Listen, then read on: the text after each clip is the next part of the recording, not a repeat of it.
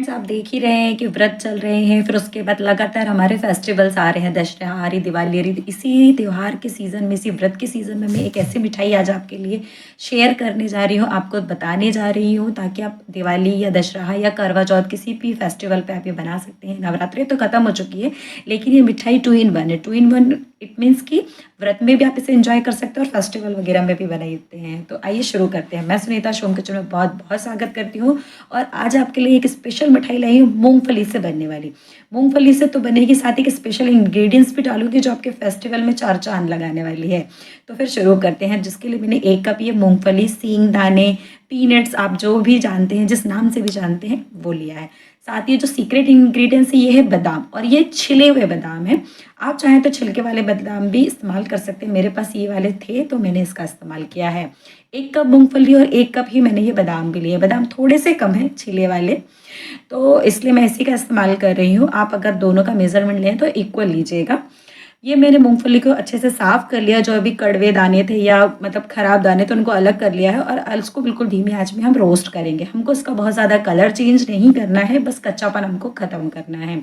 मूँगफली को बिल्कुल धीमी आँच में आपको 4 से 5 मिनट के लिए अच्छे से रोस्ट करना है, जब तक उसका छिलका आराम से ना उतर जाए। तो ये देखिए, मैंने गैस की फ्लेम को बंद कर दिया है। 3 से 4 मिनट हो चुके हैं। ये देखिए, आप देख पा रहे हैं छिलका कितने आराम से निकल चुका है।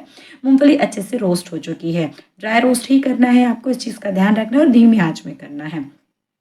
मूँगफली हमारी रोस्ट हो चुकी है। मैंने एक प्लेट में निकाल के इसको थोड़ा-सा ठंडा करेंगे। ठंडा करने के बाद आपको इस तरीके से इसके सारे छिलके निकाल देने। आप चाहें तो इस तरह से, जब वो ठंडा होगा तो बहुत आराम से निकल जाती है।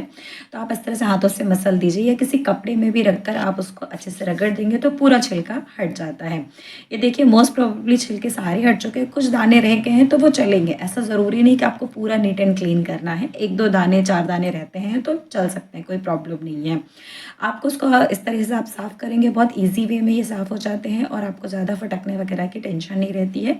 इस तरीके से एक छलनी की सहायता से भी आप दाने के छिलके अलग कर सकते हैं। तो ये देखिए, इस तरीके से मैं सारे छिलकों को हटा दे रही हूँ और दानों को अलग कर लूँगी। बहुत ईज़ी है, बहुत ईज़ी टिप्स हैं, ट्रिक्स हैं, ये छोटी-छोटी सी ही हैं, लेकिन मज़ा आएगा करने में आपको। ये देखिए, मैंने सारे दाने अलग कर लिए हैं और छिलके बिल्कुल अलग कर लिए हैं, जिनको हम डिस्कार्ड कर देंगे।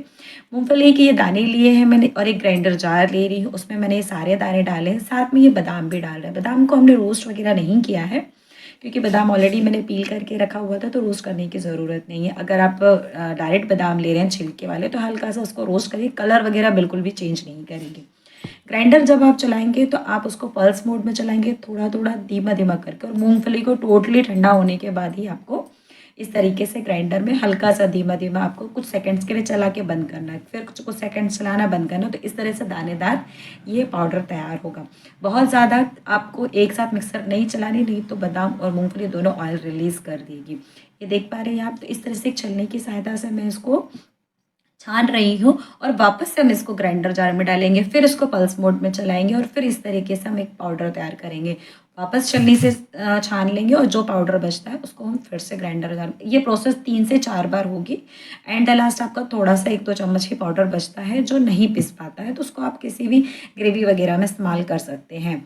यहाँ पे मैंने 1 कप के करीब ही शक्कर ली है, और थोड़ी-सी शक्कर, मतलब 1/4 कप प्लस और ले रही हूँ मैं, क्योंकि मूँगफली और बादाम में थोड़ी-सी शक्कर तेज़ जाती है। मीठा टेस्ट बहुत ज़्यादा नहीं होगा, लेकिन इतना परफेक्ट मेज़रमेंट है। साथ ही 3 इलायची भी मैंने शुगर में डाल दी हैगी, और एक साथ ग्राइंड कर लेंगे। शुगर को भी हम छानेंगे, इस चीज़ का आपको ध्यान रखना है। शुगर आपको डायरेक्ट नहीं डालनी है, क्योंकि कुछ ना कुछ दाने रह ही जाते हैं, तो शुगर को भी आपको छानना है। इलायची का भी अगर कोई मोटा पार्ट रह जाता है तो वो भी छन जाएगा। इस तरीके से सारी चीज़ों को छान लीजिए, और हमने शुगर और मूँगफली और बादाम के मिक्सचर को, सभी चीज़ों को आपस में मिला लिया है। हम कोई चाशनी नहीं बनाएँगे, कोई मावा वगैरह इस्तेमाल नहीं करेंगे, मिल्क पाउडर इस्तेमाल नहीं करेंगे। इस मिठाई में मैं ऐसी कोई भी चीज़ इस्तेमाल नहीं कर रही हूँ जो आप व्रत में नहीं खा सकते, या आप पूजन वगैरह में इस्तेमाल नहीं कर सकते हैं। तो ये मिठाई 2 इन 1 है, जैसा कि मैंने आपको पहले भी बताया है। आप इसे फेस्टिवल और व्रत दोनों में एन्जॉय कर सकते हैं। तो मैंने यहाँ पे 2 चम्मच के करीब घी डाला है, और सारा पाउडर जो हमने बनाया था, वो मैं पैन में अब डाल रही हूँ। आप देख पा रहे हैं। तो घी सिर्फ 2 चम्मच ही इस्तेमाल किया है। घी इस मिठाई में बहुत ज़्यादा ही इस्तेमाल नहीं होता है, क्योंकि मूँगफली और बादाम में अपना एक मॉइस्चर होता है, अपना एक ऑयल रिलीज़ करते हैं, इसलिए हम घी का इस्तेमाल बहुत ज़्यादा नहीं करेंगे। जाएँगे। बहुत कम घी में ये मिठाई बनने वाली है और इतनी सॉफ्ट रहती है, इतनी परफेक्ट मिठाई बनती है, इतनी स्वादिष्ट बनती है कि आप हर बार बनाना चाहेंगे। और फेस्टिवल में इस बार दिवाली पे ज़रूर ट्राई करिएगा, बहुत अच्छी ये मिठाई बनती है, बहुत टेस्टी बनती है। आपके नेबर, आपके रिलेटिव्स सभी आपसे ये पूछने वाले हैं कि आपने कैसे बनाई है। तो ये देखिए इस तरीके से हम अच्छे से रोस्ट कर लेंगे। 2 से 3 मिनट आपको पाउडर को भी रोस्ट करना है, तो थोड़ी सी शुगर मेल्ट होती है, पाउडर हल्का सा मॉइस्चर पकड़ता है। उसी टाइम पे आपको यहाँ पर हाफ कप दूध डालना है। मैंने यहाँ पर मिल्क पाउडर या फिर मावे वगैरह का कुछ भी इस्तेमाल नहीं करूँगी, मैंने आधे कप दूध का इस्तेमाल किया है। आधा कप जैसे आप दूध डालते हैं, पूरा जो हमारा मिक्सचर है वो लिक्विड फॉर्म में हो जाता है। ये देखिए कैसे लिक्विड ही हो गया, जैसे चाशनी टाइप से। पर हम यहाँ पे कोई चाशनी नहीं बनाने वाले हैं, तो यहाँ पे जैसे ही मिक्सचर थोड़ा सा गाढ़ा होगा, मैं यहाँ पर जो हमारे पास 1 चम्मच घी और बचा था, मैं वो भी डाल रही हूँ। ओवरऑल हमने 3 चम्मच घी का इस्तेमाल किया है, इससे ज़्यादा हम बिल्कुल भी घी नहीं डालेंगे। और 3 चम्मच भी हमने बहुत बड़े चम्मच नहीं लिए, नॉर्मल नाश्ते वाले चम्मच से हमने 3 चम्मच घी का इस्तेमाल किया है। यहाँ पे मेरे पास केवड़ा एसेंस है खाने वाला है, तो मैं वो भी डाल रही हूँ, 1 ड्रॉप, सिर्फ 1 ड्रॉप डाल रही हूँ। फ्लेवर काफ़ी अच्छा आता है।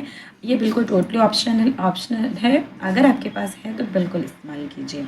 आप देख पा रहे हैं मिक्सचर काफ़ी गाढ़ा हो चुका है, डो के फॉर्म में आ रहा है, लेकिन अभी हमें उसको और पकाना है, क्योंकि अभी ये बर्फ़ी के टेक्सचर को बनाने के लिए अभी परफेक्ट नहीं हुआ है, अभी ये जमेगी नहीं। तो आप कंसिस्टेंसी आप देख पा रहे हैं, जैसे जैसे ये ठंडा होगा ये और ज़्यादा थिक हो जाएगा। पर अभी हम आपको एक बार टेस्ट करके बताऊंगी मैं आपको कि किस तरीके से होना चाहिए बर्फ़ी के लिए। थोड़ा सा मैं इसको और मिक्स करूंगी लगभग 1 से 2 मिनट के लिए, तब तक हमारा जो हमने टेस्ट के लिए मिक्सचर निकाला है वो भी ठंडा हो जाएगा। आपको उसको कंटिन्यूसली चलाना छोड़ना नहीं है, नहीं तो तले में चिपक सकता है। ये देखिए ठंडा हो चुका है मिक्सचर, मैं इसको आपको थोड़ा सा चेक करके बता रही हूँ। इस तरीके से आप अपनी उंगलियों में थोड़ा सा इसको रोल करिए, बॉल्स बनाइए। अगर ये बिना चिपके बॉल्स बन रही है तो आपका ये टेक्सचर, ये जो कंसिस्टेंसी आई है बर्फ़ी के लिए मिक्सचर की, बिल्कुल परफेक्ट है।